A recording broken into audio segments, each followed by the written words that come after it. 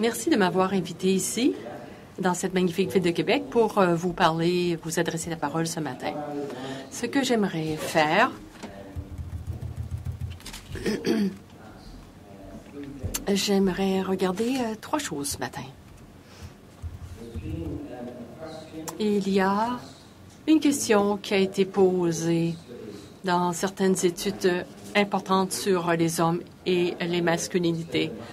On se demandait si le terme masculinité devait être utilisé. Est-ce qu'on devrait arrêter de parler de masculinité? La notion, le concept de masculinité, est-ce qu'il a fait son temps?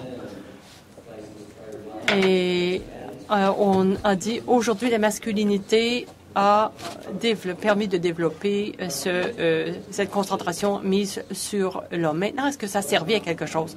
Ce que j'aimerais faire, et j'espère que je vais réussir à le faire au cours des 20 prochaines minutes, j'aimerais qu'on regarde les critiques actuelles du concept de masculinité et ensuite essayer de souligner un concept de masculinité qui, à mon avis, a survécu ces critiques. Et j'aimerais vous montrer pourquoi ce concept est encore utile.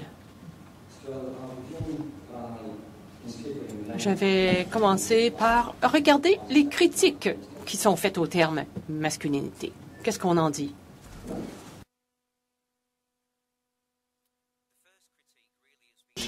La première critique se trouve dans le travail de Jeff Hearn et Kenneth Chatterberg. Ils ont des caractéristiques communes, ces critiques. Bref, dans ces critiques, on dit que masculinité est utilisée de façon alors qu'on la prend pour acquis. Sa signification est évidente et ça définit clairement le concept. On n'a pas besoin de l'expliquer plus que ça. Et le concept de masculinité aussi a été utilisé par la psychologie, psychiatrie, psychoanalyse, toutes ces psys, de façon à ce que ça un peu diminue la notion de masculinité. Ça la réduit à un ensemble de caractéristiques que les hommes possèdent en plus grand nombre que les femmes. Et finalement, dans ces critiques, on dit que la masculinité est présentée elle-même comme étant une cause sous-jacente de problèmes sociaux. Et ce faisant, elle nous distrait, elle nous empêche de voir ce que les hommes font. Alors les problèmes sociaux qui entourent les actions des hommes, la violence des hommes, ne semblent pas être au sujet de ce que font les hommes, mais c'est à cause de ce concept nébuleux qui s'appelle masculinité. Et je suis d'accord avec plusieurs des points soulevés dans ces critiques. C'est important de définir clairement masculinité. Il faut expliquer ce qu'on veut dire, parce qu'on ne comprend pas tous la même signification de masculinité. Il faut vraiment préciser la définition de ce terme masculinité. Il faut certainement éviter d'utiliser masculinité comme une série de caractéristiques qu'on doit mesurer. Il faut aussi tenir compte de la complexité des véritables pratiques mâles au lieu de faire un lien simplistique ou simpliste entre les masculinités qui, d'une certaine façon, essaient de prédire de façon très simple certains gestes ou certaines actions des hommes. Par contre, je ne pense pas que nous devrions jeter le bébé avec l'eau du bain. Je sais que cette phrase-là se dit dans les deux langues. Jeter le bébé avec l'eau du bain, dit-il. Beaucoup de ces critiques dont on a parlé existent, oui, mais je pense que ça ne veut pas dire qu'il faut écarter toutes les autres caractéristiques de la musique. Alors, il y a une deuxième série de critiques qu'on appelle les masculinités et l'époque postmoderne. Il s'agit d'une série de critiques très diversifiées, mais en relation avec les aspects de masculinité qu'on voit dans le travail de Harlan Pearson et dans le travail aussi de John McInnes.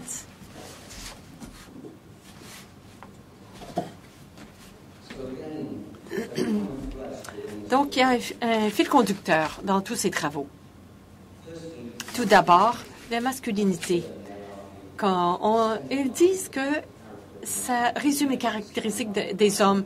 C'est comme si c'était un acquis biologique.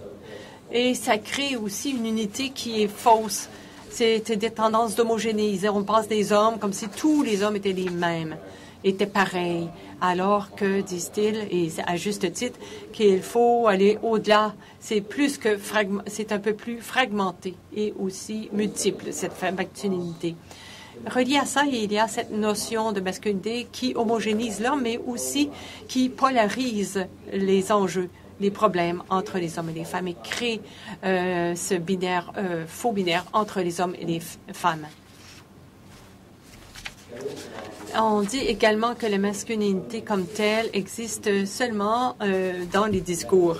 Et la seule question importante qu'il faut se poser sur la masculinité, c'est sur les occasions d'utiliser la masculinité, c'est-à-dire quand c'est utilisé par qui et pourquoi. La masculinité, c'est un terme politique qui est utilisé à des fins politiques. Encore une fois, je suis d'accord avec une grande partie de ces critiques. Une grande partie, je pense que beaucoup de ces arguments ont un fondement valable. Mais c'est important de ne pas homogénéiser, entre guillemets, les hommes. Et c'est important aussi de ne pas créer des dichotomies qui sont fausses et des connexions qui existent ou des similarités entre les hommes et les femmes. Par exemple,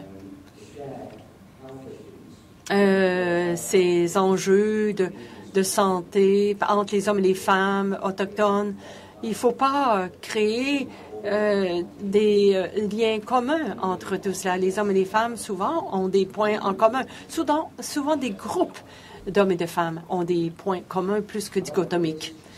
Toutefois, encore, il est important de reconnaître que les hommes sont une classe sexuelle.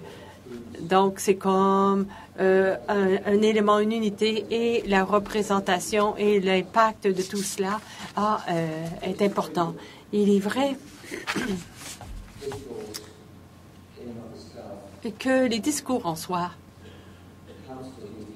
nous aident à nous poser la question pourquoi, comment on peut utiliser ce concept de masculinité, à quelle fin, etc.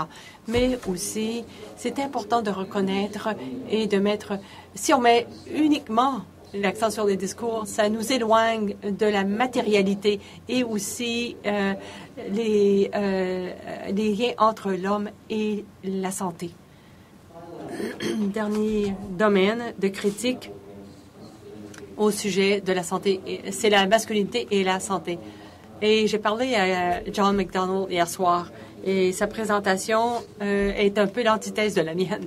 Alors, je pense que les deux, on espère qu'on va susciter un débat autour de ce qu'on va dire ici. John nous présente des arguments très forts, très solides, à savoir que la masculinité est présentée comme quelque chose d'endogène à l'homme qu'il possède. Et nous en avons parlé un peu plus tôt. Et les hommes, d'une façon ou d'une autre, internalisent par un processus de socialisation de la masculinité à plus ou moins grande échelle. La masculinité, c'est-à-dire l'adoption de stéréotypes masculins, souvent utilisés d'une façon péjorative ou négative pour expliquer les mauvaises pratiques des hommes dans le domaine de la santé et les résultats qui s'en suivent. Alors, la masculinité souvent est utilisée pour expliquer ce que font les hommes et ont tendance à obscurcir les résultats et les actes posés par les hommes dans le domaine de la santé.